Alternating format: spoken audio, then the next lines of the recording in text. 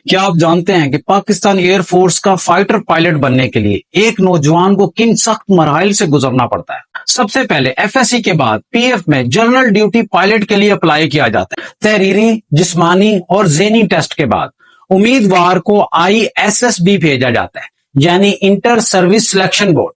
یہ Pakistan army, navy اور air force کے افسران کی سلیکشن کے لیے ایک مشترکہ ادارہ ہے۔ آئی ایس ایس بی امیدوار کی آئی کیو، پرسنالٹی، ڈیسیژن میکنگ، لیڈرشپ اور ٹیم ورک جیسے مکمل تجربات کروائے جاتے ہیں۔ یہ ٹیسٹ 5 دن پر مشتمل ہوتا ہے۔ یہاں صرف بہترین ذہن اور مضبوط کردار ہی کامیاب ہو پاتے ہیں۔ پھر رسال پور میں 3 سال کی سخت تربیت شروع ہوتی ہے۔ یہاں کلاس روم سے لے کر آسمان تک ہر لمحہ ایک چیلنج جیسا ہوتا ہے۔ MF-517 پر ایڈوانس فلائنگ سکھائی جاتی ہے اور KT-1 اور T-37 جیسے تربیتی جہازوں سے شروعات ہوتی ہے۔ پھر کامیاب کینڈیڈیٹ کو آخرکار JF-17 یا F-16 جیسے اصلی جنگی طیارے اڑانے کی اجازت ملتی ہے اور دشمن کو سیکنڈوں میں نشانہ بنانا یہ سب عام باتیں بن جاتی ہیں۔